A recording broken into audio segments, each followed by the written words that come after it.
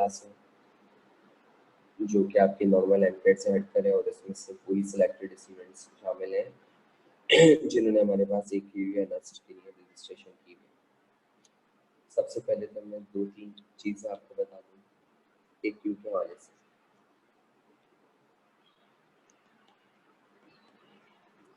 एक यू में एडमिशन लेना इतना आसान नहीं होता, ठीक है। आपके पास उसके अंदर जो है उसके अंदर बेसिकली बहुत मेहनत, बहुत एफर्ट हमें रिक्वायर्ड होती है। अगर हम अपनी तरफ से एफर्ट नहीं करेंगे प्रॉपर तरीके से, तो आपके पास हमारी प्रिपरेशन करना यहाँ पे बेकार होगा। एक बहुत अच्छा प्लेटफॉर्म होता है अकॉर्डिंग टू दी MBBS और काफ़ी अप्रिशिएट की जाती है इसकी डिग्री भी। लेकिन प्रॉब्लम ये है कि इसके अंदर आपके पास जो मेहनत है, वो मेहनत का फैक्टर आपके पास इसके अंदर बहुत ज़्यादा रिक्वायर्ड है। तो अगर आपने मेहनत करनी है तो अंडरस्टूड सी बात है कि फिर आप एक क्यू के लिए एलिजिबल होंगे, और अगर आप मेहनत करने के आदी नहीं है तो अपने आप को मेहनत करने का आदी बनाएं ताकि आप जो है वो एक क्यू के एलिजिबल हो सके। Hold down for a second.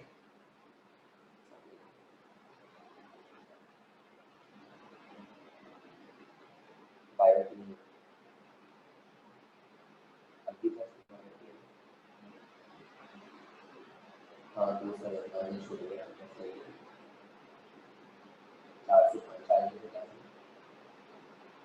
तो बायो मतलब सेपरेट जाएंगे कुछ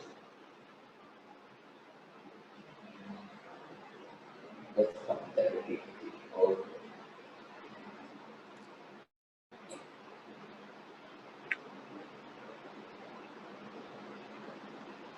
आपके पास यहाँ पे जो चीज़ आती है कि उनमें मैंने कहा बेटा आपके पास सबसे पहली बात आपको इसके लिए एफर्ट बहुत करनी होगी, क्योंकि आपने अगर इसका पेपर पैटर्न देखा हो तो उसके पेपर पैटर्न के अंदर आपके पास केमिस्ट्री भी शामिल है, इसके अंदर फिजिक्स भी शामिल है, इसके अंदर बायो भी शामिल है, इसके साथ साथ इसके अंदर आपके पास जो चीज़ें शामिल हैं वो साइंटिफिक रीजनिंग है।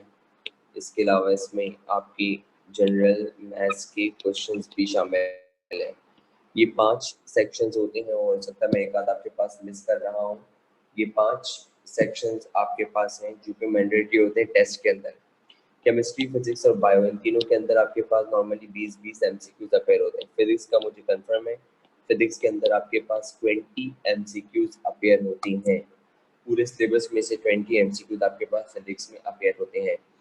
As a matter of the fact आपके पास जिस तरीके से मैंने अभी बताया था कि लास्ट टाइम मैंने बोला था पेपर जो होता है वो मॉडरेट रखा जाता है। मॉडरेट का मतलब पेपर इस तरीके से डिजाइन किया जाता है जो आपके पास कुछ आसान MCQs पे हो, कुछ उससे मुश्किल पे और कुछ सबसे हार्ड पर हो। तो AQ की प्रिपरेशन करना इसको इस तरीके से नहीं कि ये जो प्रिपरेशन है वो NTS का डबल या ट्रिपल है। आप इसको ऐसे नहीं कि ये जो आप टेस्ट देंगे डाउ के लिए, SMC के लिए, या आप जो KMDC के लिए टेस्ट देंगे, ये उसकी डबल ट्रिपल ज़्यादा एफर्ट रिक्वायर करती है। लाइक अगर आपने यहाँ पे फॉर एग्जांपल अपने आप को मनवा लिया, आपने अपने आप को यहाँ पे सारे लोगों से अप्रिशिएट करवा लिया, तो फिर वो जो आपके पास डाउ और NTS वगैरह की नहीं मेहनत है वो अल्टीमेटली आपकी इसमें भी कवर हो जाएगी। एडमिशन हो जाता है, ऐसा नहीं कि एडमिशन नहीं होता, but it has a certain number of process. Admission होता है, इंटरव्यू की क्लियरेंस होती है, फिर आपका इंटरव्यू होता है, इंटरव्यू में आपके देखा जाता है कि आप कितने आर्टिस्टिक हैं, आपके अंदर क्या आर्ट है। आपको करंट सिचुएशन एक दी जाती है and you have to follow the current situation at that time. उसके बाद फिर आपका सेल्फ कॉन्फिडेंस चेक किया जाता है। आपको कोई भी सिचुएशन दे दी जाएगी इंटरव्यू के अंदर, आपसे बोला जाएगा कि अगर ऐसा होता तो हाउ वुड यू रिएक्ट, आप कैसा रिएक्ट करेंगे, आप हमें शो करके दिखाएं। इस तरीके से यहाँ पे इंटरव्यू का होता है। बट ये सब बात की बात है, the main thing is the clearance of test. जो मेन चीज़ है वो आपके पास टेस्ट क्लियरेंस है। टेस्ट क्लियरेंस मैंडेटरी है, टेस्ट क्लियर आपका होना चाहिए। बाकी बातें तो बाद में होती हैं जो आपके पास with the passage of time आपके पास होती ही रहती हैं। तो आपने इसको बहुत हद तक पढ़ना है, जो आपको सरसनेन साइंटिफिक रीजनिंग पढ़ाना है अच्छी तरीके से आपको अंदाजा है इस बात का, उस पर भी आपने मतलब खुद से भी आपने जो है वो मेहनत करनी होगी। क्योंकि जो पैसे जो होते हैं वो सारे के सारे अनसीन आते हैं वहाँ पे भी। तो यहाँ पे आप सीखेंगे किस तरीके से पैसे से आंसर जो है वो एक्सट्रैक्ट किया जाता है। और सेम एज विद आपके पास जो मैथ्स है वो भी आपके पास पूरा सब्जेक्ट IQ की तरह है, मैथ्स भी आपके पास, उसमें भी आपको कमांड हासिल करनी होगी। To be very honest, I must say, just for AQ preparation, you should not dependent on the teachers. आप सिर्फ टीचर पे डिपेंडेंट नहीं रहे, आपकी अपनी एफर्ट भी होनी चाहिए। आप खुद भी एफर्ट करें। अगर खुद भी अपनी एफर्ट करेंगे तो डेफिनेटली बात है कि आप औरों से ज़्यादा स्कोर करने की अवेलेबिलिटी रखते होंगे। अगर आप सिर्फ यहाँ के लेक्चर्स के ऊपर डिपेंडेंट हैं तो अंडरस्टूड सी बात है कि आप लेक्चर के अंदर 40 मिनट्स का, अगर 50 मिनट्स का लेक्चर है तो उसके अंदर आपको अगर 10 या 12 MCQs भी करा दी गए तो हो सकता है 2 या 3 MCQs नहीं कराए जाए, और हो सकता है कि आपका उनसे जो है वो पेपर में अपेयर हो जाए। तो वो जो 2-3 नहीं कराए जा रहे, वो उसकी प्रिपरेशन लाइक आपने खुद करनी है कि ऐसा भी हो सकता है, ऐसा भी हो सकता है, ऐसा भी हो सकता है, ऐसा भी हो सकता है। ये बात ध्यान में रखिएगा। उसके बाद अगर बात आती है हमारे पास GIK की, या उसके बाद हमारे पास बात आती है NUST की, तो दोनों की दोनों इंजीनियरिंग के हवाले से बहुत अच्छी यूनिवर्सिटीज़ हैं, चाहे वो GIK हो, चाहे आपके पास वो NUST हो।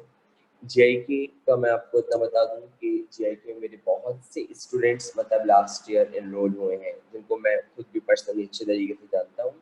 और GIK में ये है कि थोड़ा फीस स्ट्रक्चर इसका हाई है, बट अगर फॉर एग्जांपल आप GIK का टेस्ट क्लियर कर लेते हैं, अगर आप GIK का टेस्ट क्लियर कर लेते हैं तो जो उनके टॉप 7 पोजीशंस के बच्चे होते हैं, जो टॉप 7 पोजीशंस के बच्चे होते हैं, वो उनका स्कॉलरशिप के ऊपर जाते हैं डायरेक्ट, उनसे कोई फीस की पेमेंट नहीं होती। GIK का जो टेस्ट है प्योरली इंटरमीडिएट बेस्ड होता है, कोई न मतलब कोई AKU नहीं, कोई NUST नहीं, कोई पंजाब बोर्ड नहीं, टोटल कराची बोर्ड से होगा GIK का टेस्ट, मतलब टोटल इंटरमीडिएट GIK का टेस्ट होगा। और इनका क्राइटेरिया ये है कि यहाँ पे आपके पास अगर आपने इनके टेस्ट के अंदर टॉप 7 में आप आ गए, लाइक 1 2 3 4 5 6 7, टॉप 7 में अगर आपने पोजीशन स्कोर कर ली GIK के अंदर, तो आप चारों साल के लिए आपको स्कॉलरशिप अलॉट दी जाएगी। You are not about to pay even a single penny. तो ये आपके पास GIK के लिए। अब होता है क्या है, GIK यहाँ पे नहीं है, GIK आपकी जो है वो थोड़ा सा इस्लामाबाद से 1.5 घंटे की ड्राइव पर है, 1.5 घंटे की ड्राइव पर है GIK। तो वहाँ पे टोटल हॉस्टल वगैरह में ही बच्चे रह रहे होते हैं, क्योंकि वो अपने शहर से दूर होते हैं, तो हॉस्टल वगैरह में आपके पास वो जो है वो वहीं पे अपनी लाइफ गुजार रहे होते हैं। तो आपके पास अब होता है कि बहुत सारे पेरेंट्स बच्चों को वहाँ जाना अलाउ नहीं करते। अब वो क्यों नहीं करते, उनके पर्सनल इश्यूज हैं। हालांकि ऐसा कुछ नहीं है, वहाँ पे सब कुछ एक एक चीज़ जो है वो बहुत बेहतर है, वेल ऑर्गेनाइज्ड है, क्योंकि ऐसी इस यूनिवर्सिटी का आपके पास नाम नहीं है। तो आपके पास अगर मैं बात कर रहा था GIK की, तो अगर फॉर एग्जांपल वहाँ पे अगर 2 3 4 5 6 7 बच्चे जो टॉप पोजीशंस के हैं, अगर फॉर एग्जांपल इनमें से 5 बच्चे भी सीट छोड़कर चले जाते हैं, तो इनके बाद जो बच्चे हैं जिनका मेरिट नंबर 8 9 10 11 12 है, तो ये स्कॉलरशिप्स अब उन बच्चों को दे दी जाएंगी। तो ऐसा नहीं होता कि शुरू के साथ है, शुरू के साथ भी मिले। अगर इनमें से कोई सीट खाली करेगा तो जो नीचे वाले कैंडिडेट्स हैं वो ऊपर आते रहते हैं, वो स्कॉलरशिप इनको दे दी जाती है। और फिर आगे की जो स्कॉलरशिप्स होती हैं, फॉर एग्जांपल अगर आप टॉप 7 में नहीं आ सके, फिर जो आगे की स्कॉलरशिप्स होंगी वो आपकी GPA पे डिपेंड करेंगे। अगर आपने पहले साल के अंदर फॉर एग्जांपल 3.9 या 3.8 GPA स्कोर किए, तो हो सकता है कि आपकी जो आने वाले सेमेस्टर की फीस है उसमें से 1,50,000 या 2 लाख रुपीज़ जो है वो आपके ऑब्सोलीट हो जाए। ये वो इन्फॉर्मेशन है जो मैंने GIK के बच्चों से ली है कि टॉप 7 पोजीशन होल्डर्स को जो मेरिट पर थे, उनको पूरी की पूरी फीस जो है वो उन्होंने माफ़ कर दी, और वो बच्चे अब आपके पास जो है स्कॉलरशिप के ऊपर GIK में पढ़ रहे हैं। इस तरीके से NUST के अंदर भी स्कॉलरशिप का कोई इसी तरीके का क्राइटेरिया होता होगा। NUST का मुझे इतना क्राइटेरिया मालूम नहीं है स्कॉलरशिप का। However I will search on it and will tell you. अब आपके पास ये जो AKU है और ये जो आपके पास मैंने भी बोला GIK या NUST है, या फॉर एग्जांपल अगर हमारे पास NUST है, तो इनके अंदर कुछ कंटेंट्स ऐसे होते हैं जो कॉमन होते हैं। तो मेरे पास यहाँ पे सबसे पहला जो मुझे आपके चैप्टर स्टार्ट करना है आपका, वो आपके पास है AKU के कंटेंट के हिसाब से चैप्टर नंबर 6। और AKU के कंटेंट के हिसाब से चैप्टर नंबर 6 जो हमारे पास कंटेंट है वो हमारे पास कहलाता है फ्लूइड डायनामिक्स। आप में से मेरा नहीं ख्याल किसी के पास इसके लेक्चर होंगे, तो काइंडली जो जो बातें मैं आपको लिख रहा हूँ वो सारी नोट कीजिएगा। फ्लूइड डायनामिक्स में हमारे पास फ्लूइड डायनामिक्स में होता क्या है। फ्लूइड डायनामिक्स में बेसिकली हम स्टडी करते हैं the flow of a fluid. Fluid dynamics में स्टडी की जाती है आपके पास the flow of a fluid. Fluid की फ्लो के बारे में जो स्टडी की जाए वो आपके पास कहलाती है फ्लूइड डायनामिक्स। फ्लूइड डायनामिक्स में फ्लूइड में दो चीज़ आ जाती हैं, एक आपके पास इसमें आ जाता है लिक्विड और एक आपके पास इसमें आती है गैस। तो फ्लूइड डायनामिक्स, डायनामिक्स का मतलब होता है मूवमेंट, मोशन। यहाँ मोशन को हम फ्लो का नाम दे रहे हैं और फ्लूइड का मतलब लिक्विड और गैस। तो आपके पास फ्लो ऑफ फ्लूइड एक ऐसी ब्रांच जिसको हम फ्लूइड डायनामिक्स का नाम देते हैं, वो आपके पास फ्लूइड डायनामिक्स कहला रही होती है। अगर आप इसी फ्लूइड डायनामिक्स को अगर आप इसी फ्लूइड डायनामिक्स को फर्दर डिवाइड करना चाहें तो इसमें एक बनती है एरोडायनामिक्स, जिसमें हम स्टडी करते हैं एयर की।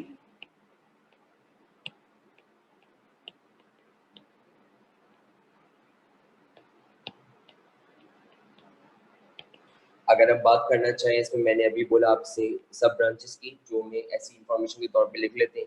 एक एरोडायनामिक्स है हमारे पास जो फ्लूइड डायनामिक्स की स्टडी करते हैं आपके पास एयर की या अदर गैसेस इन मोशन, और एक हमारे पास कहलाती है हाइड्रोडायनामिक। हाइड्रोडायनामिक हमारे पास कहलाती है study of a liquid in motion. Study of liquid in motion, कि लिक्विड की जो मोशन में स्टडी होगी उसको हम हाइड्रोडायनामिक का नाम देंगे, वो आपके पास हाइड्रोडायनामिक कहलाएगी। जबकि फ्लो का मतलब क्या होता है, फ्लो को हम डिफाइन करते हैं the movement of liquid. Flow को हम डिफाइन करते हैं the movement of liquid, the movement of liquid and gases is generally referred as flow। जो आपके पास लिक्विड की मूवमेंट है या जो गैसेस की मूवमेंट होती है उनको नॉर्मली आपके पास फ्लो का नाम देते हैं, वो हमारे पास फ्लो कहलाता है। फ्लो बेसिकली एक ऐसा कॉन्सेप्ट है, फ्लो बेसिकली एक ऐसा कॉन्सेप्ट है that describes how fluid behave, that describes how fluid behave and interact and interact with their surrounding environment। एक ऐसा कॉन्सेप्ट फ्लो के बारे में हम बोलते हैं, एक ऐसा कॉन्सेप्ट जो हमें डिस्क्राइब करिए कि आपके पास जो फ्लूइड है वो किस तरह बिहेव करता है और इंटरेक्ट करता है अपनी सराउंडिंग और एनवायरनमेंट के हिसाब से। अभी आपको ज़्यादा बातें समझ में नहीं आएंगी, जब हम इस फ्लो की या फ्लूइड की टाइप्स पढ़ेंगे तो हमारे पास तब जाके आपको इसमें मज़ीद क्लियरेंस होगी। तो क्योंकि बहुत सारे बच्चे ये जो चैप्टर है पहली बार पढ़ रहे हैं जिसमें इनको बिल्कुल भी आइडिया नहीं है, मैं दोबारा बताना चाहता हूँ। फ्लूइड डायनामिक्स में हम स्टडी करते हैं flow of a fluid, fluid के फ्लो के बारे में। और जब फ्लूइड का फ्लो आता है तो मतलब या तो हम स्टडी करेंगे गैसेस का फ्लो या हम स्टडी करेंगे आपके पास लिक्विड का फ्लो। तो जो हमारे पास मूवमेंट ऑफ लिक्विड और गैसेस होती है उसको हम अपनी आम जबान में फ्लो का नाम देते हैं। इसमें मेरे पास जो पहला टॉपिक है उस टॉपिक का नाम है विस्कस ड्रैग। इसमें मेरे पास जो पहला टॉपिक है उस टॉपिक का नाम है विस्कस ड्रैग। विस्कस ड्रैग या फिर इसको हम नाम देते हैं स्टोक्स थ्योरम। विस्कस ड्रैग और स्टोक्स थ्योरम, सबसे पहली बात, स्टोक्स थ्योरम और विस्कस ड्रैग लो स्पीड्स पे अप्लाई होते हैं और स्फेरिकल ऑब्जेक्ट्स पे अप्लाई होते हैं, ये इसकी लिमिटेशन है। विस्कस ड्रैग और स्टोक्स थ्योरम, विस्कस ड्रैग और स्टोक्स थ्योरम लो स्पीड्स पे अप्लाई होते हैं, लो स्पीड्स पे अप्लाई होते हैं, स्फेरिकल ऑब्जेक्ट पे अप्लाई होते हैं। लो स्पीड्स पे अप्लाई होंगे और स्फेरिकल ऑब्जेक्ट पे अप्लाई होंगे, लो स्पीड पे अप्लाई होंगे और स्फेरिकल ऑब्जेक्ट के ऊपर अप्लाई होंगे। ठीक है, पहली बात एक जनरल चीज देख रहा हूँ, ध्यान में रखिएगा, जनरल थिंग। अगर आपके पास ऑब्जेक्ट का वेट और विस्कस ड्रैग बराबर हो जाते हैं। अगर आपके पास ऑब्जेक्ट का वेट और विस्कस ड्रैग बराबर हो जाते हैं, तो जिस वेलोसिटी के ऊपर ये दोनों बराबर होते हैं वो वेलोसिटी कहलाएगी टर्मिनल वेलोसिटी। जिस वेलोसिटी के ऊपर ये दोनों बराबर होंगे वो वेलोसिटी कहलाएगी टर्मिनल वेलोसिटी। जनरल थिंग याद रखिएगा, अगर आपके पास ऑब्जेक्ट का वेट और विस्कस ड्रैग, ये वो छोटी छोटी बातें हैं जिनसे एमसीक्यूज फटाफट सॉल्व हो जाते हैं विदाउट एनी कंसिडरेशन और थिंकिंग। अगर आपके पास ऑब्जेक्ट का वेट और विस्कस ड्रैग बराबर हो जाएंगे तो जिस वेलोसिटी के ऊपर बराबर होंगे वो वेलोसिटी आपकी कहलाएगी टर्मिनल वेलोसिटी। टर्मिनल वेलोसिटी को उसको नाम दिया जाता है। और जब टर्मिनल वेलोसिटी हमें मिल जाती है तो हमारा ऑब्जेक्ट यूनिफॉर्म वेलोसिटी से मूव करता है, क्योंकि दोनों फोर्सेस बराबर हैं, फोर्सेस बैलेंस है। जब फोर्सेस बैलेंस होती है तो दो बातें होती हैं, या तो ऑब्जेक्ट रेस्ट में आ जाता है या ऑब्जेक्ट मूव करता है यूनिफॉर्म वेलोसिटी से। तो हमारे पास यहाँ पे दोनों की दोनों फोर्सेस बैलेंस है, तो इसलिए जब हमारे पास टर्मिनल वेलोसिटी आ जाएगी तो हमारा ऑब्जेक्ट यूनिफॉर्म वेलोसिटी से मूव करेगा। हमारे पास एक चीज होती है लिक्विड। हम जानते हैं कि liquid consist in form of layers. Liquid आपके पास लेयर्स की फॉर्म में कंसिस्ट करते हैं, ठीक है। और याद रखिएगा, हर लिक्विड का एक कांस्टेंट होता है,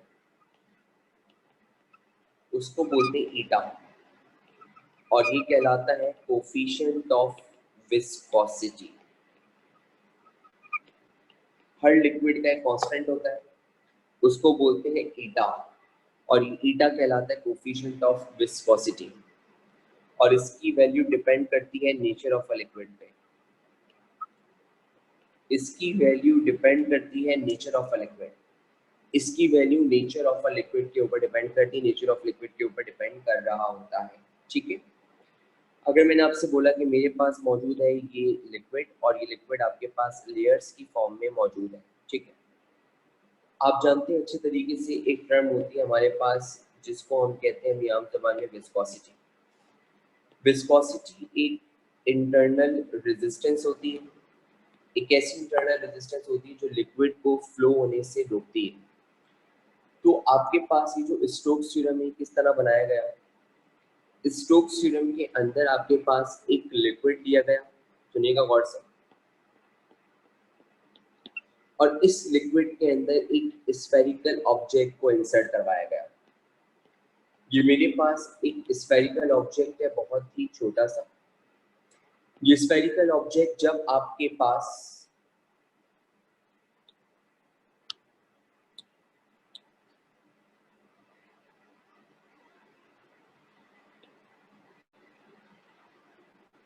जी सर प्रीवियस स्लाइड दिखा दें। ओके,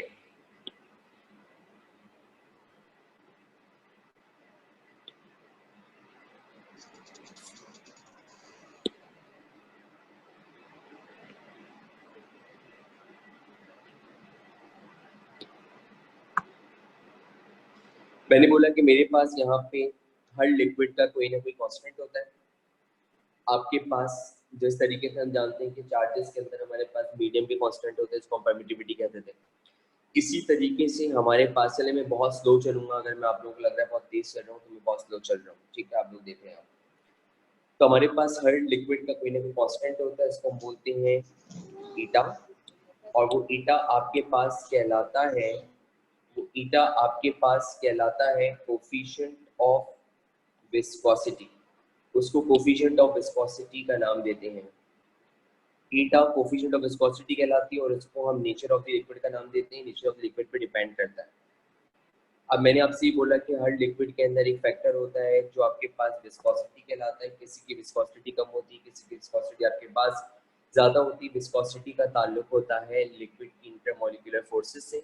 अगर इंटरमॉलिक्यूलर फोर्सेस आपके पास स्ट्रॉन्ग होती हैं तो विस्कोसिटी ज़्यादा होगी, अगर इंटरमॉलिक्यूलर फोर्सेस कम होंगी तो विस्कोसिटी आपके पास कम पाई जाएगी। अब आपके पास, मुझे उम्मीद है ये सारी बातें आपने देख ली होंगी। अब ज़रा मैं आगे बढ़ रहा हूँ।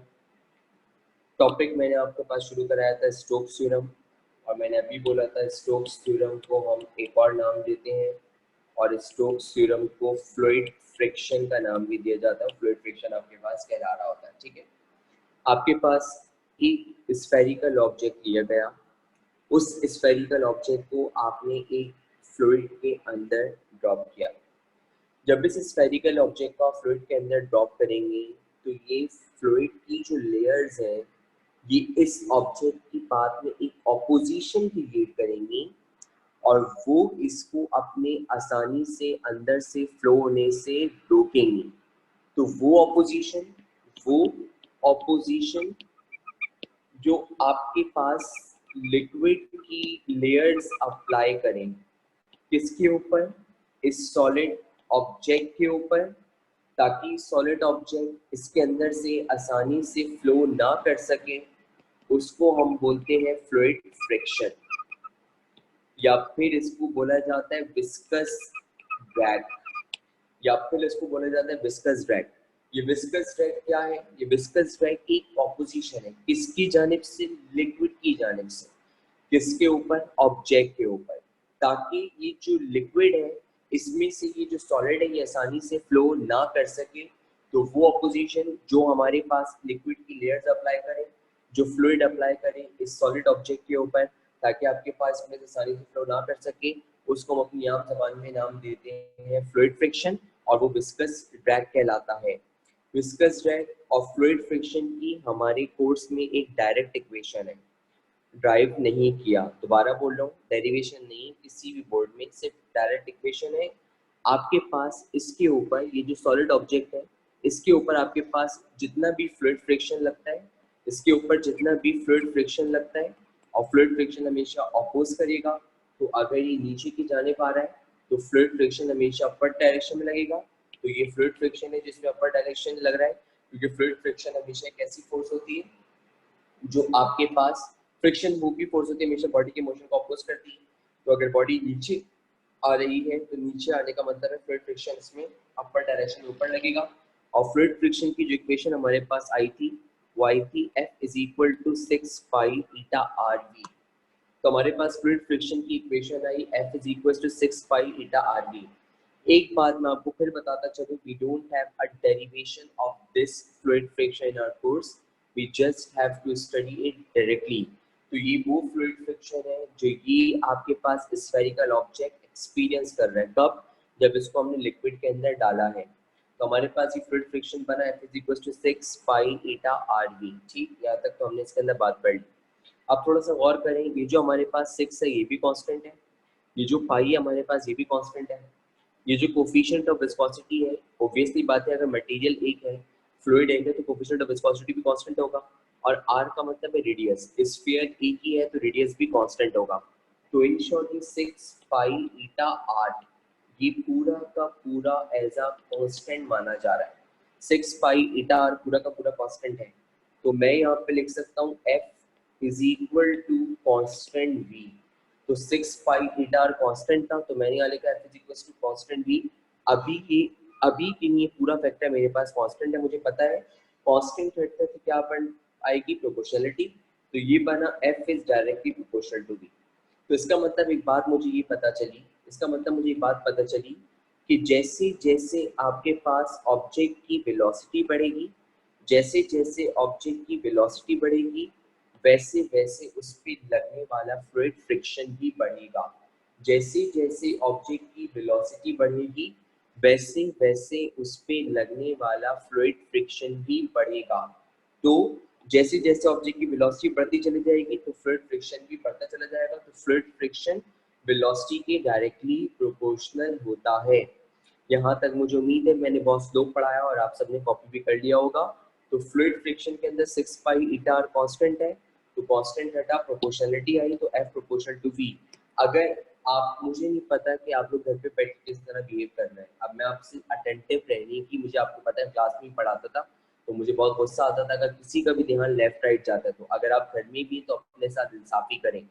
ये ऑब्जेक्ट है जिसको मैंने लिक्विड के अंदर इमर्स किया है, फेंका है, ड्रॉप किया है, इसके ऊपर लिक्विड के मॉलिक्यूल्स या लेयर्स ऑपोजिशन की फोर्स अप्लाई कर रहे हैं। एक्सपेरिमेंटली वो फोर्स इस फैक्टर के बराबर आई। This factor clearly shows fluid friction is directly proportional to velocity. If 6 pi तो होता है constant, if eta and r are kept constant. अब अगर मैं आपसे कहूं कि मैं अगर ये देखना चाहूं, अगर आपके पास फॉर एग्जांपल ये वो लिक्विड है जो जार के अंदर है, और इसके अंदर आपके पास जब हमने इसको डाला तो इस पे कितनी फोर्सेस एक्ट कर रही थी। तो मैंने आपके पास एक चीज ये नोट करी कि जब ये जो एक सॉलिड का हमारे पास मटेरियल है, ये जो हमारे पास सॉलिड का एक मटेरियल है, जब हम इसको इसके अंदर डालेंगे तो एक तो इस पे फोर्स लगेगी कौन सी, वेट, और एक फोर्स इसमें अपर डायरेक्शन में कौन सी लगेगी, फ्लूइड फ्रिक्शन। ठीक है, क्योंकि वेट एक ऐसी चीज होती है, आपके पास वेट एक ऐसी चीज होती है जो कि हमारे पास किसी भी ऑब्जेक्ट को पुश करती है, पुल करती है ना डाउनवर्ड डायरेक्शन। तो जब भी नीचे जाएगा तो वेट इसको पुश करेगा डाउनवर्ड डायरेक्शन, क्योंकि वेट होती है the force with which attracts the body towards the centre. तो इस सॉलिड के ऊपर एक फोर्स लगती है हमारे पास कौन सी, वेट, और इस तरीके से हमारे पास इसमें अपवर्ड डायरेक्शन में एक फोर्स लगी है, इसको हम क्या बोल रहे हैं, फ्लूइड फ्रिक्शन। याद रखिएगा, जब जब आपके पास कोई भी ऑब्जेक्ट नीचे जाता है, जब जब आपके पास कोई भी ऑब्जेक्ट नीचे जाता है तो उसकी वेलोसिटी इंक्रीज होती है। जब जब कोई भी ऑब्जेक्ट नीचे जाता है तो उसकी वेलोसिटी इंक्रीज होती है। आपको इस बात का अंदाजा होना चाहिए, जब हम ऑब्जेक्ट को नीचे ड्रॉप करते हैं तो वी आई जीरो होती थी, और फिर जैसे जैसे वो नीचे जाता था तो वेलोसिटी बढ़ती चली जाती थी। तो याद रखिएगा, जब एक ऑब्जेक्ट नीचे जाता है तो नीचे जाने का मतलब उसकी वेलोसिटी आपके पास क्या होगी, इंक्रीज, उसकी वेलोसिटी इंक्रीज होगी। तो जब शुरू के अंदर, सुने मैं क्या बोल रहा हूँ, शुरू के अंदर जब ये ऑब्जेक्ट नीचे जाएगा तो आपके पास वेट का मैग्नीट्यूड ज्यादा होगा और आपके पास फ्लूइड फ्रिक्शन उस पर कम एक्ट करेगी। वेट का मैग्नीट्यूड आपके पास क्या होगा, ज्यादा, जबकि फ्लूइड फ्रिक्शन आपके पास उस पर कम एक्ट करेगी। अब आप मुझसे पूछना चाहेंगे कि वेट का मैग्नीट्यूड ज्यादा क्यों होगा और फ्लूइड फ्रिक्शन कम एक्ट क्यों करेगी।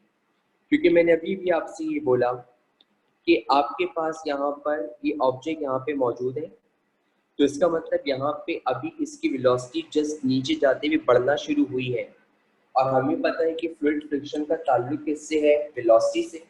तो इसका मतलब अगर वेलोसिटी बढ़ेगी तो फ्लूइड फ्रिक्शन बढ़ेगा। तो अभी वेलोसिटी कम है तो फ्लूइड फ्रिक्शन भी क्या होगा, कम। तो अंडरस्टूड सी बात है, जब ये नीचे जा रहा होगा तो अभी वेट का मैग्नीट्यूड ज्यादा होगा और फ्लूइड फ्रिक्शन का मैग्नीट्यूड कम होगा। अब मैं एक जुमला लिख रहा हूँ, देख लें। ये आपके पास आया वेट का मैग्नीट्यूड, जो मैंने यहाँ बनाया, वेट का मैग्नीट्यूड क्या है, ज्यादा, और फ्लूइड फ्रिक्शन का मैग्नीट्यूड क्या है, कम। ये दोनों जो मैंने एरोज बनाएंगे मैग्नीट्यूड बता रहे हैं। स्टार्टिंग में वेलोसिटी कम है, जैसे जैसे नीचे जाएगा वेलोसिटी बढ़ेगी। तो स्टार्टिंग में वेलोसिटी कम तो फ्लूइड फ्रिक्शन कम। जब ये नीचे जाएगा तो नीचे जाने का मतलब ये है कि अब वेलोसिटी बढ़ना शुरू होगी, तो ग्रेजुअली फ्लूइड फ्रिक्शन भी बढ़ना शुरू होगा। तो जब ये नीचे जा रहा है तो इसका वेट फ्लूइड फ्रिक्शन के मुकाबले में क्या है, ज्यादा। इसका वेट फ्लूइड फ्रिक्शन के मुकाबले में क्या है, ज्यादा। अब जैसे जैसे नीचे जाएगा तो आप मुझे बताएं क्या वेलोसिटी बढ़ेगी। अब जब वेलोसिटी बढ़ेगी तो फ्लूइड फ्रिक्शन ही बढ़ेगा। अब एक वक्त आएगा फ्लूइड फ्रिक्शन बढ़ते बढ़ते बढ़ते बढ़ते बढ़ते बढ़ते बढ़ते बढ़ते वेट के बराबर आ जाएगा। तो एक पॉइंट आया जिसके ऊपर आपके पास वेट की फोर्स और विस्कस ड्रैग की फोर्स दोनों क्या होंगे, बिल्कुल बराबर। जब ये दोनों फोर्सेस बराबर हो जाएंगी, या जिस वेलोसिटी के ऊपर ये दोनों फोर्सेस बराबर होंगी, उस वक्त हमें मिलेगी टर्मिनल वेलोसिटी। और जब हमें टर्मिनल वेलोसिटी मिलेगी तो अब हमारा ऑब्जेक्ट यूनिफॉर्म वेलोसिटी से मूव करना शुरू करेगा। जी बेटा बोलिए। सर आपने दो कंडीशन बताई, एक वो जिसके अंदर जी बेटा बोलिए। वेट की फोर्स ज्यादा आपकी थी। आवाज क्लियर नहीं हो रही, आवाज थोड़ी ज्यादा करिए। हेलो सर, अब आ रही है? जी बेटा बोलिए। आपने दो कंडीशंस बताई जिसमें से एक में वेट ज्यादा था और फ्लूइड फ्रिक्शन कम था और दूसरे में ठीक, दोनों इक्वल थे। तो सर क्या कोई ऐसी कंडीशन हो सकती है जिसमें फ्लूइड फ्रिक्शन ज्यादा हो एक्चुअली और वेट कम हो? तो फिर उसके ऊपर असल में होगा ये कि आपके पास बॉडी के ऊपर विस्कस ड्रैग अप्लाई नहीं होगा, क्यों? क्योंकि बॉडी आपकी जो है वो नीचे जाके सिंक हो जाएगी। सर वेट तो कम है ना और फ्लूइड फ्रिक्शन ज्यादा है। तो अगर आपके पास फॉर एग्जांपल बॉडी का वेट कम है और फ्लूइड फ्रिक्शन ज्यादा है, तो फिर आप उस वक्त इसको मेरे ख्याल से अप्लाई नहीं कर पाएंगे आप, कर ही नहीं क्योंकि सकते ना, इसके पॉसिबल ही नहीं। नहीं नहीं पॉसिबल नहीं, क्योंकि उसके लिए आपके पास वेलोसिटी का होना जरूरी है। सही। ठीक ठीक है सर। बेटा। ओके। तो हमारे पास यहाँ पे कंडीशन आपने देखी कि हमारे पास दोनों फोर्सेस क्या हो गई सेम। जब दोनों फोर्सेस सेम ही तो हमारे पास इस वक्त कौन सी वेलोसिटी आई, टर्मिनल वेलोसिटी। और टर्मिनल वेलोसिटी पे दोनों क्या हो गए, बिल्कुल सेम। तो जब टर्मिनल वेलोसिटी अचीव हो जाएगी तो हमारे पास ऑब्जेक्ट यूनिफॉर्म वेलोसिटी से मूव करेगा। याद रखिएगा फोर्सेस के अंदर वेलोसिटी उसी वक्त चेंज होती है जब फोर्सेस अनबैलेंस हो। जब बैलेंस फोर्सेस जाती है दो कंडीशन होंगी, या तो बॉडी रेस्ट में आ जाएगी यूनिफॉर्म वेलोसिटी से मूव करेगी, तो यहाँ पे दोनों फोर्सेस क्या होगी, बैलेंस। तो अब आपके पास ये किससे मूव करेगा, यूनिफॉर्म वेलोसिटी से। तो उसको यूनिफॉर्म वेलोसिटी से अब मूव करवाएंगे। तो यहाँ पे हमने एक बात देखी। अब अगर मैं आपसे कहूँ कि मुझे आपके पास टर्मिनल वेलोसिटी की इक्वेशन निकालनी है, तो आइए तरह टर्मिनल वेलोसिटी इक्वेशन निकालते हैं। पहली बात, टर्मिनल वेलोसिटी मुझे मिल कब रही है, टर्मिनल वेलोसिटी का हम इक्वेशन मालूम करने जा रहे हैं। टर्मिनल वेलोसिटी हमें उस वक्त मिल रही है जब हमारे पास वेट की फोर्स और जब हमारे पास विस्कस ड्रैग दोनों बिल्कुल सेम हो रहे हैं। Weight is the product of mass and acceleration due to gravity, और जो विस्कस ड्रैग है वो हमारे पास है 6 पाई ईटा आर वी। जब ये दोनों बराबर होंगे तो उस वक्त वेलोसिटी टर्मिनल वेलोसिटी होगी, जिसको मैंने वीटी का नाम दे दिया। जब ये दोनों बराबर होंगे तो उस वक्त जो वेलोसिटी होगी वो हमारे पास टर्मिनल वेलोसिटी होगी, जिसको मैंने आपके पास वीटी का नाम दे दिया, जो मेरे पास वीटी से यहाँ पे सपोज की जा रही है। अब अगर मैं आपसे कहूँ कि यहाँ से आप वीटी को इक्वेट कर लें, या वीटी को अगर आप इंडिपेंडेंट कर लें, तो जब आप वीटी को इंडिपेंडेंट करेंगे तो आपकी इक्वेशन बन जाएगी एम जी अपॉन ये 6 पाई ईटा आर मल्टीप्लाई हो रहा है, नीचे जाके हमने क्या करवा दिया, डिवाइड। ठीक। अब आप अच्छे तरीके से जानते हैं कि आपके पास यहाँ पर जो ये लिक्विड है इसकी आपके पास कोई ना कोई डेंसिटी भी होगी, और डेंसिटी हमारे पास कहलाती है मास पर यूनिट वॉल्यूम। अब मेरे पास ये v डिवाइड हो रहा है, वहां जाके मल्टीप्लाई होगा, तो मेरे पास फॉर्मूला बना m is equal to rho v. अब मेरे पास यहाँ पर वीटी का फार्मूला मुझे उसी टर्म में बनाना है जिस टाइम में इनकी बोर्ड में मौजूद है। तो मेरे पास यहाँ पे ये जो मास है इसकी इक्विवेलेंसी मैंने यहाँ पुट कर दी रो वी, साथ में लिखा हुआ आपके पास जी, और नीचे लिखा हुआ है 6 pi eta are. Density mass per unit volume होती है, तो मैंने यहाँ से मास की वैल्यू निकाली। मेरे पास यहाँ पे मास की जब मैंने वैल्यू निकाली तो मेरे पास फार्मूला बना रो इन टू वी। इस मास की जगह पे मैंने रो इन टू वी पुट कर दिया। जो ऑब्जेक्ट आपने ड्रॉप किया था वो स्फीयर था, और स्फीयर का जो वॉल्यूम होता है उसका फॉर्मूला होता है 4/3 पाई आर क्यूब। जो ऑब्जेक्ट आपने ड्रॉप किया था वो स्फेरिकल था, और स्फीयर का जो हमारे पास वॉल्यूम होता है उसका फॉर्मूला होता है 4/3 पाई आर क्यूब। तो मैंने आपके पास क्या किया, ये रो एज इट इज रख दिया, रो एज इट इज, ये जी एज इट इज रख दिया, जी भी एज इट इज रख दिया, 6 पाई ईटा आर भी एज इट इज रख दिया। अब मैंने ये देखा ये वाला वॉल्यूम हो रहा है मल्टीप्लाई, तो मैंने अब इसकी जगह पे इसकी वैल्यू को मल्टीप्लाई करवा दिया, और इसकी वैल्यू हो गई 4/3 पाई आर क्यूब। तो मैंने इस वॉल्यूम की जगह पे इसकी वैल्यू को मल्टीप्लाई करवा दिया, और ये बनी 4/3 पाई आर क्यूब। अब मैंने देखा कि पाई से पाई कैंसिल हो गया, फिर मैंने यहाँ देखा 2 2 ज़ा 4 और 2 3 ज़ा क्या होता है 6। अब मैंने देखा कि मेरे पास ऊपर क्या बचा, ऊपर मेरे पास बचा 2, ऊपर मेरे पास बचा रो, ऊपर मेरे पास बचा जी, यानी कि 2 into density into acceleration due to gravity. फिर यहाँ पे 3 ज़ा मेरे पास क्या बचा 9, फिर साथ में बचा ईटा, फिर नीचे 1 आ रहे, ऊपर 3 आ रहे हैं, तो इसका मतलब आपके पास ऊपर एक और चीज बची है, क्या बची, आर स्क्वायर। ये आपके पास कहलाता है formula to calculate the terminal velocity.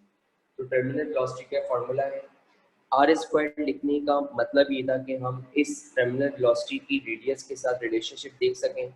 तो टर्मिनल वेलोसिटी जो है वो स्फेरिकल ऑब्जेक्ट के रेडियस के स्क्वायर के डायरेक्टली प्रोपोर्शनल आती है। तो हमारे पास याद रखिएगा जो टर्मिनल वेलोसिटी आएगी वो अकॉर्डिंग टू द फॉर्मूला इसके स्क्वायर की डायरेक्टली प्रोपोर्शनल आएगी। जी बेटा। सर ऑब्जेक्ट स्फेरिकली लेना है लाजमी? लाजमी है, ये लिमिटेशन है इसकी, आप स्फेरिकल ऑब्जेक्ट के अलावा क्वेश्चन ले सकते हैं, स्फेरिकल ऑब्जेक्ट यहाँ पे एप्लीकेबल है। Okay, thank you.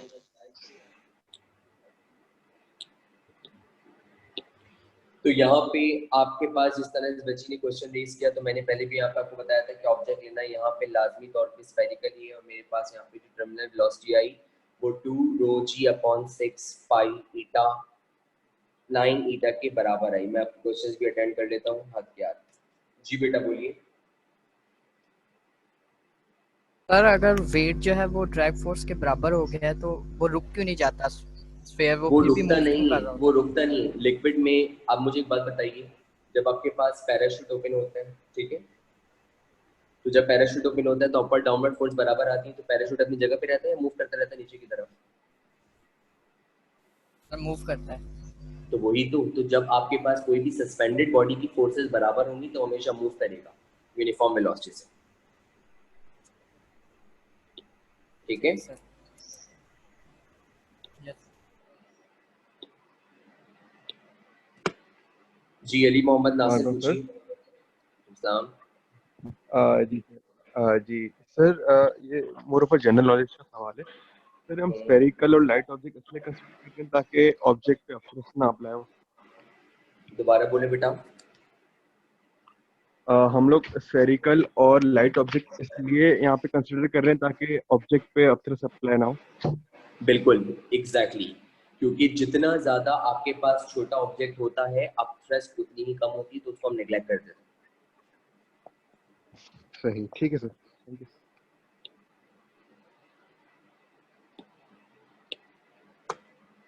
जी अंजा बोलिए बेटा।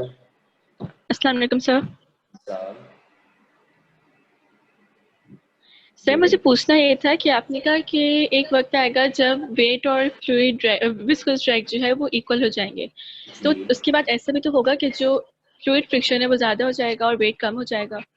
नहीं नहीं नहीं नहीं, फ्लूइड फ्रिक्शन असल में फ्लूइड फ्रिक्शन वेलोसिटी पे डिपेंड कर रहा है ना। जब आपके पास ऑब्जेक्ट नीचे जा रहा है तो फ्लूइड फ्रिक्शन वेलोसिटी के डायरेक्टली प्रोपोर्शनल है, ठीक है। तो जब तक वेलोसिटी बढ़ेगी उस वक्त तक फ्लूइड फ्रिक्शन बढ़ेगा, समझ नहीं? तो वेलोसिटी जब बढ़ना जी बंद हो जाएगी तो फ्लूइड फ्रिक्शन ही बनना बंद हो जाएगा। तो फ्लूइड फ्रिक्शन का ताल्लुक वेलोसिटी है, अगर वेलोसिटी इंक्रीज होगी तो फ्लूइड फ्रिक्शन इंक्रीज होगा, ठीक है। नहीं, तो वेलोसिटी तो इंक्रीज हो रही है ना, जैसे जैसे वो नीचे जा रहा है तो वेलोसिटी तो इंक्रीज हो रही है। तो बिल्कुल अब वेलोसिटी इंक्रीज होते होते फ्लूइड फ्रिक्शन बढ़ा, अब फ्लूइड फ्रिक्शन एग्जैक्टली वेट के बराबर आ गया। अब जब दोनों फोर्सेस बराबर आ गई तो वेलोसिटी तो अब इंक्रीज नहीं होगी। जी तो जब दोनों फोर्सेस बराबर आई तो वेलोसिटी ठीक है। कांस्टेंट हो गई, तो अब वो टर्मिनल वेलोसिटी से मूव करेगा, ठीक है। सही है, सही। Thank you. वेलकम।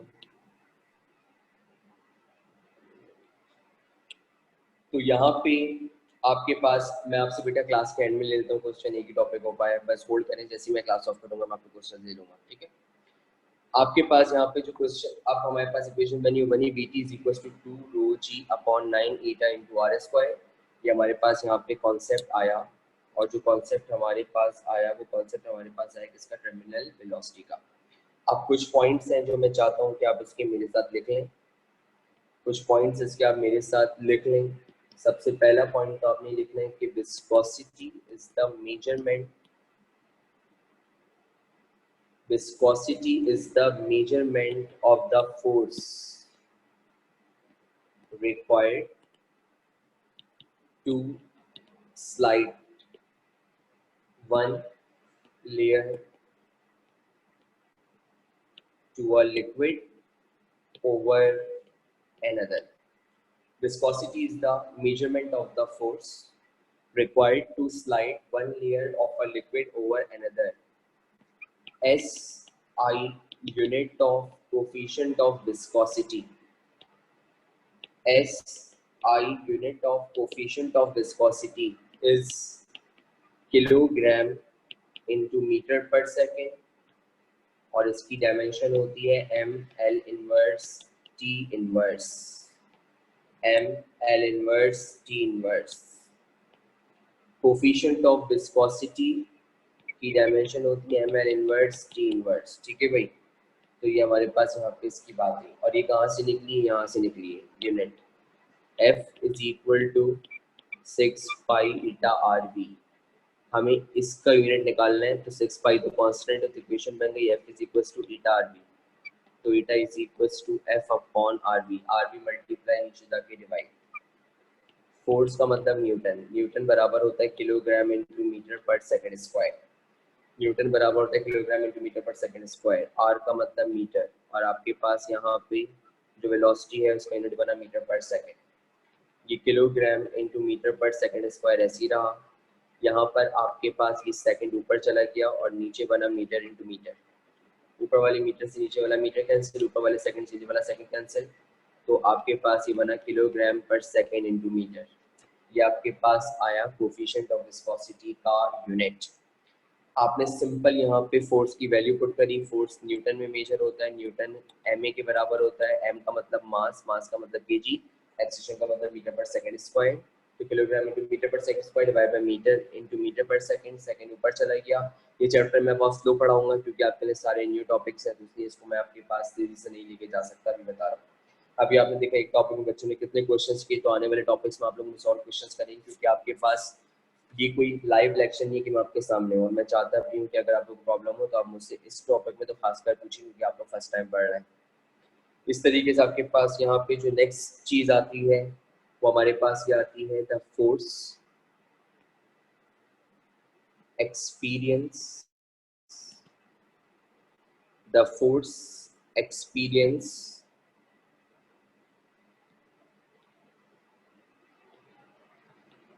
जी बेटा बोलिए आयशा। अस्सलाम वालेकुम सर। अस्सलाम। सर लास्ट वाली स्लाइड दिखाएंगे, मुझे उसका स्क्रीनशॉट लेना है।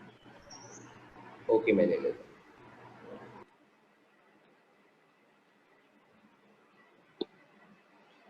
अगर आपका हो जाए तो आप मुझे हैंड डाउन करके बता दीजिएगा ताकि मैं आगे बढ़ जाऊँ।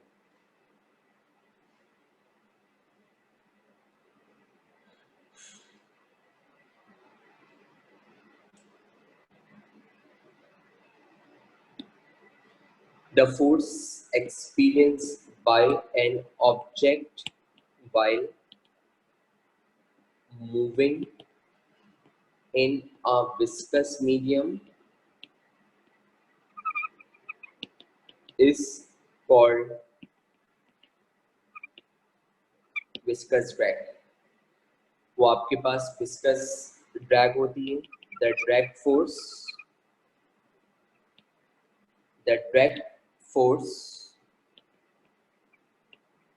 in a medium depends upon the profile of the object, velocity of the object,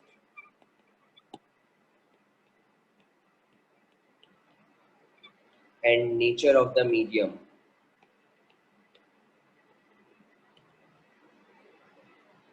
और ड्रैग फोर्स का फॉर्मूला है F is equal to 6 pi eta RV। Profile of the object मींस ऑब्जेक्ट का शेप, उसके एजेस वगैरह। Profile of the object मींस object का shape. The Stokes theorem, the Stokes theorem holds for low speed and for spherical bodies। ये आपके पास लो speeds और spherical bodies ऊपर एप्लीकेबल होता है। इसको हम अपनी आम जबान में नाम देते थे स्टोक्स थ्योरम। इसकी स्लाइड्स मैं शो कर रहा हूँ, कुछ रह गया हो तो उसको आप देख लें। इसकी स्लाइड्स में शो कर रहा हूँ, कुछ रह गया तो आप देख लें। अब एक बात आप लोगों को जरा मैं कुछ काम दे रहा हूँ, काम जरा गौर से सुनिएगा मेरा, मैं क्या काम दे रहा हूँ। आपने फ्लूइड फ्लो की 2 टाइप्स पढ़नी है, नेक्स्ट क्लास में पढ़कर आनी है, जिसमें से एक कहलाता है आपका स्ट्रीमलाइन फ्लो और एक कहलाता है आपका टर्ब्यूलेंट फ्लो।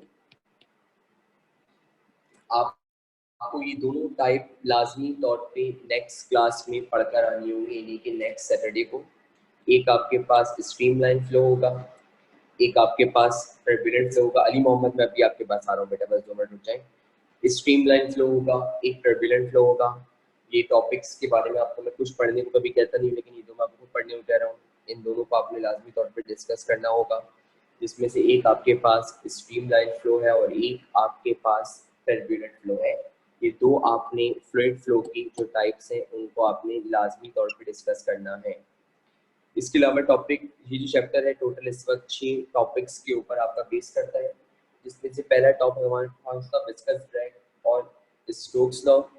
नेक्स्ट क्लास में हम स्टडी करेंगे types of flow of fluid और इसके साथ साथ इक्वेशन ऑफ कंटिन्यूटी।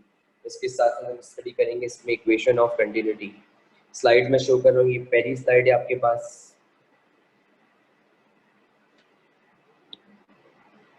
ये दूसरी स्लाइड थी, ये तीसरी स्लाइड थी आपके पास,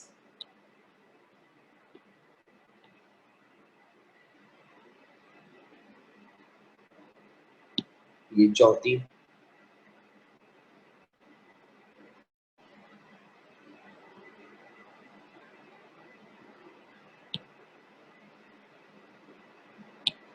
ये 5वीं स्लाइड है आपके पास,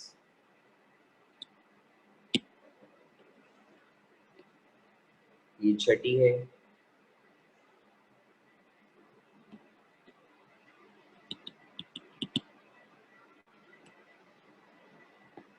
ये 7वीं। अब आप लोग अपनी दूसरी मीटिंग के रूम में जाना चाहें बायो की तो आप लोग जा सकते हैं, इट्स 4 o'clock।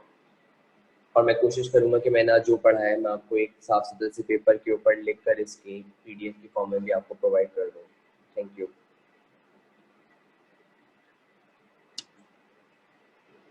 दो मिनट होल्ड करें मलाइका, मैं आपके पास भी आता हूँ। जी अली मोहम्मद बोलिए। बोले बेटा। सर मैं बिल्कुल जिस सबसे पहली स्लाइड थी ना उसकी पिक्चर लेना चाह रहा हूँ। मैं भेजता हूँ, आप मुझे बताइएगा कौन सी वाली। दिस वन, ये वाली। जी sir, thank you. Yes sir, sir हो गया, थैंक यू सर।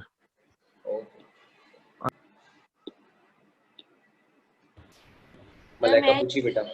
मैं ये पूछ रही थी कि अपथ्रस्ट और फ्लूइड फ्रिक्शन में क्या फर्क है? अपथ्रस्ट पे तो अपथ्रस्ट का कॉन्सेप्ट हर लिक्विड में होता है, सुनिएगा गौर से, ठीक है, जबकि फ्लूइड फ्रिक्शन का कॉन्सेप्ट हर लिक्विड में नहीं होता। अब यहाँ पे हमने बहुत ही छोटा ऑब्जेक्ट लिया है तो इसीलिए, और जो लिक्विड है हमारा वो विस्कस है, ठीक है, तो इसीलिए हमारे पास यहाँ पे जो अपथ्रस्ट है वो स्मॉल ऑब्जेक्ट्स के ऊपर ना होने के बराबर अप्लाई होती है, तो इसीलिए हम उसको निगलेक्ट कर देते हैं। तो हम समझते हैं कि ऑब्जेक्ट के ऊपर सिर्फ एक फोर्स अप्लाई हो रही है और वेट की फोर्स है। अगर यहाँ इसके अलावा कोई बड़ा ऑब्जेक्ट भी होता तो फिर हम उसको अपथ्रस्ट कंसिडर करते हैं, लेकिन हमारा ये जो ऑब्जेक्ट है ये बहुत छोटा है, स्फेरिकल ऑब्जेक्ट है, तो इसीलिए हमने यहाँ पे अपथ्रस्ट कंसिडर नहीं की। Okay, thank you.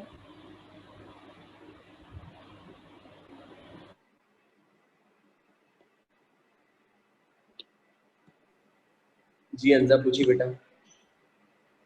सर आपने कहा कि लो स्पीड्स पर अप्लाई होती है, तो लो स्पीड्स पर क्यों होती है? और लाइक अगर एक ऑब्जेक्ट ड्रॉप किया जा रहा है, हाँ बोले, एक बोले ऑब्जेक्ट अगर ड्रॉप किया जा रहा है तो फिर वो तो अपनी नॉर्मल स्पीड से जाएगा ना, लो और हाई कैसे होगी? असल में लो स्पीड और हाई स्पीड का जो ताल्लुक है वो स्ट्रीमलाइन फ्लो और टर्बुलेंट फ्लो से मैप पर रिलेट करता है, समझ गई? जी तो आपका नेक्स्ट टॉपिक है, उसमें जब भी मैं आपको बोल रहा हूँ उसको पढ़कर आइएगा। ठीक है।